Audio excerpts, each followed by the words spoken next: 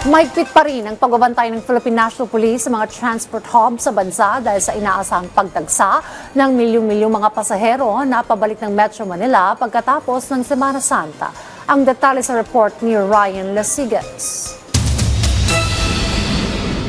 Hindi pa magbababa ng alerto ang Philippine National Police o PNP. Ito ay kahit patapos na ang mahabang bakasyon at Holy Week. Ayon kay PNP Chief Police General Jose Melencio Nartates Jr. nananatiling naka-full alert ang buong hari ng PNP. Kaugnay nito ay ipinag-utos ni Nartates sa lahat ng police commander na panatilihin ang matatag at aktibong presensya sa mga pangunahing kalsada at transport hubs habang milyong-milyong biyahero ang bumabalik sa Metro Manila. Ayon sa PNP, naging mapayapa at maayos ang paggunita ng Semana Santa sa buong bansa. Bagamat may mga naitalang insidente kaugnay ng kaligtasan sa kalsada at dalampasigan, sinabi niyang walang malaking pangyayari na nakaapekto sa kabuuang paghanda ng pulisya para tiyakin ang seguridad sa mahabang bakasyon sa buong bansa.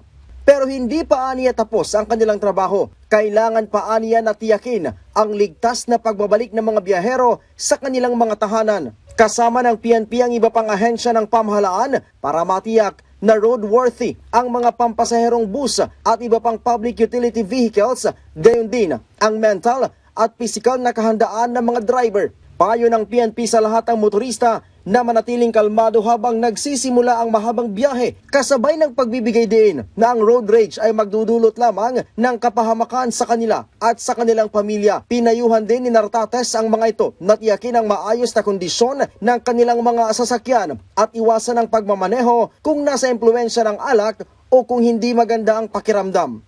Matatanda nga abot sa halos 100,000 pulis ang ipinakalat para tiyakin ang seguridad sa Semana Santa. Ryan Lasigas para sa Pambansang TV sa Bagong Pilipinas.